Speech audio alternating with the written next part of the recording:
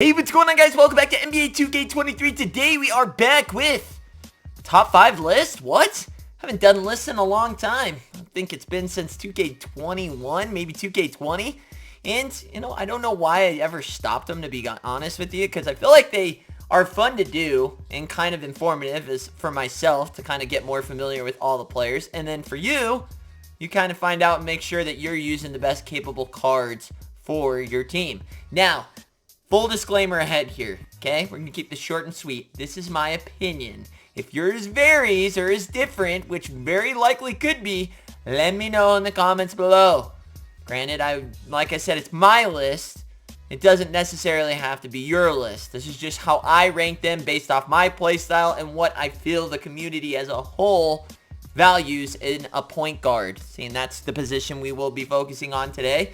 If we can get this video to 60 likes, then I will drop the shooting guard video immediately. Now, these are the top 5 cheesy point guards in the game. One other stipulation comes into this list. Only auctionable, okay? I do only auctionable because it's a player that everyone guaranteed can get.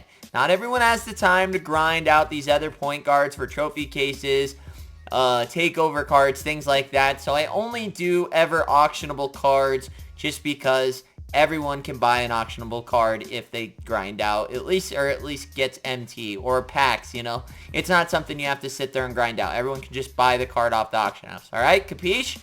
All right, now, starting off, we do have a couple notable mentions. Let's get into those. All right, guys, notable mentions, we're going to keep short and sweet. LaMelo Ball did fall off the list, unfortunately. There's just not enough meat on the bone to be in the top 5 for me, personally. He moves like a tank. His burst doesn't work that well. Granted, he does have a good behind the back. His shot is nice enough, but getting a badge in bronze clamps that our very first day Pink Diamond Stephen Curry had and James Harden, while they both get Hall of Fame Limitless, he gets none. It just was a total mystery and just out of left field on why the card was so undervalued, it seemed like. He moves like a tank. He has a good jump shot. Other than that, that's about all he provides. Not much on the defensive end. That's why he's an honorable mention. And the next one being Dwayne Wade. While he is valued in driving and defense, he also kind of moves like a tank. And his jump shot stinks. And gets no limitless. So, to me right there, it's just two cards that, while you could use them, these other 5 I would think would preferably want to be cards you'd have in your lineup. So let's hop in the top 5. Coming in at number 5 is kind of an old card too, but kind of the thing that we wanted to see in Wade.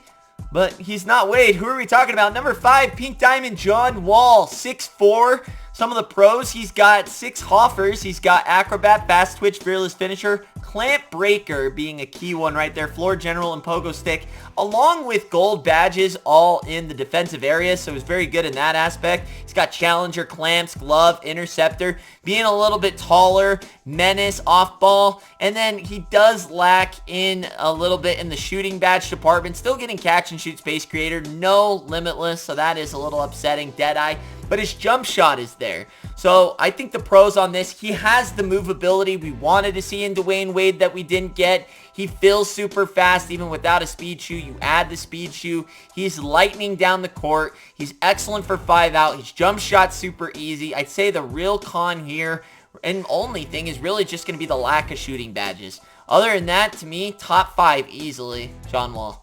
Alright, coming in at number 4. Now, this one got a little bit dicey, and I guess where the main controversy would be between these two. John Wall and Gary Payton, who is going to be number 4, and just edges barely ahead, while he is smaller in stature by an inch.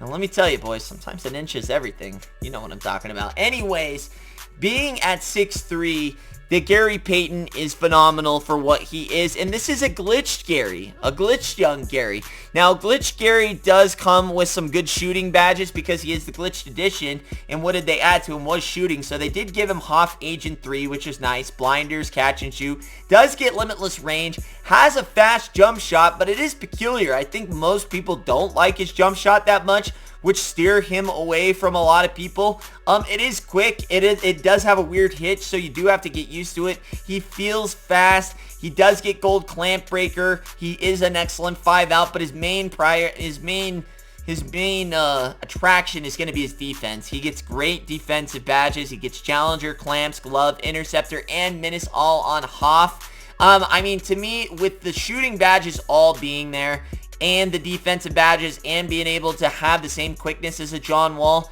and being able to shoot, to me, that's where he really edges out the John Wall. So I got a Young Gary Glitched Edition at number 4. Alright, coming in at number 3, the other brother of the man that didn't actually make the list, Lonzo Ball. Now, this one's interesting, too, because I feel like Gary could actually be number 3 or number 5. It's interesting. He kind of felt, that's why I thought he was perfect at number 4. Lonzo Ball, his main pros are going to be that he's 6'6". He can really handle any other point guard that you should run into out there.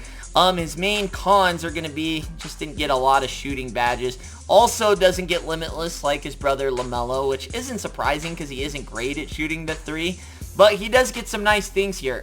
He does feel fast. His burst isn't the great, but he does move better than the LaMelo Ball. I think the size thing is really what helps him here. He's got a nice jumper, so the jumper's there. I think the real con here, and which puts him back at the number 3, is the lack of shooting badges. He does get a couple in Green Machine, Corner Specials, Claymore, and Catch and Shoot, and Blinders, but does get no limitless range, does not get Space Creator, Comeback Kid, Agent 3, anything like that. And then he does get some nice playmaking badges, so he gets Needle, Threader, Floor General, Dimer, but he does get some nice defensive badges. While he doesn't get Clamps on Hall of Fame, he gets it in gold. He gets everything else pretty much in gold other than Glove, Menace, and Challenger. Those are Hoff, but he's got good defense. He's got a nice little jumper, and he's quick enough that I think for being the size that he is, provides enough value to be a number 3. Hey guys, need cheap MT? Check out A6K.com. They're safe, they're reliable, and with my code Richie at checkout, you can get 5% off. Go get the cards you really want. Guys, coming in at number 2, if you've made it this far, leave the video a thumbs up. Remember, 60 will unlock the shooting guard edition of these list tiers. We'll just move on down the positions after that. Coming in at number 2, we've got the best point guard to ever play the game, Magic Johnson. Now, it's very interesting with this card because when he first came out, people were groaning, griping, not really liking Magic Johnson as much just because he didn't get the cheesy jump shot that they were used to with his freaking Dark Matter GOAT card. It's just, you know, it's our first stage 1 Magic, but this is really good for what we got here. He's got 7 Hoffers here. He gets Post Spin Technician, Bully, Clamp Breaker, Dimer, Floor General, Quick First Step, and Unbreakable. Now, he does have a slow jump shot. That's going to be his main con. He does feel a little bit slow and clunky, but his behind the back actually does work quite well. Unlike the LaMelo Ball, I don't feel like it really creates space for him. Magic's definitely creates the space. And you'll notice that people are starting to figure out Magic Johnson because his price went from 100K all the way up to, I think he's like 300K plus now. So clearly with older cards, they devalue as time goes on. His is actually rising in price because if you know how to use the Magic Johnson, he is an absolute nightmare. Might just be the best point guard in the game, but I think he falls a little bit short compared to our next guy. But number 2, easily, no question about it, in the right hands, Magic Johnson comes in at number 2. Guys, coming in at number 1, the top cheesy point guard in the game. Like I said, that is buyable, not a reward card. We're not counting any of those guys. These are all buyable. And this one takes the number 1 spot pretty easily, in my opinion. He's coming from the beloved Orlando Magic. If you can remember, they're still an organization. Once upon a time, they did have some all-stars on their team. Who are we talking about? Penny Hardaway. He has it all, in my opinion, at the point guard for right now for what we've been given. He has, I mean, as far as the badges, it's a 5-out nightmare. He gets Ankle Breaker, Clamp Breaker, Dimer, Hyperdrive, Killer Combos, and Quick First Step.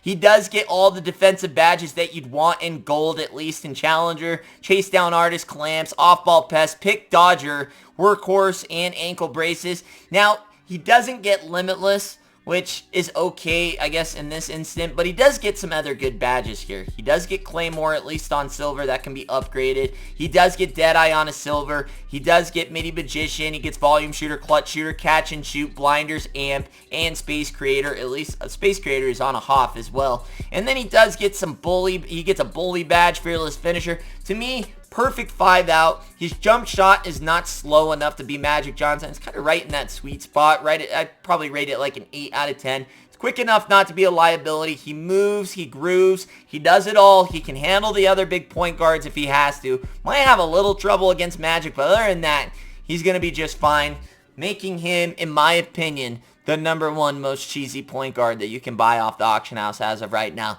So guys, that is my top 5 list. Again, my opinion of those cards. Like I said, Gary could really kind of move from 3 to the 5 depending on your play style. Let me know in your comments below who you think the best 5 cards you can buy off the auction house are. Did I make a mistake? Did I leave anyone out? Should LaMelo have made the top 5? Should Dwayne Wade have made a top 5? Or were they just good at being made an honorable mention? Let me know in the comments below. Remember, if you want to see the shooting guard edition of this, go ahead and get this video to 60 likes. Other than that, that's all I got for you. Hopefully you guys are having safe and fun holiday activities and events going on. I'll see you on the next one. Richie Nation, party on.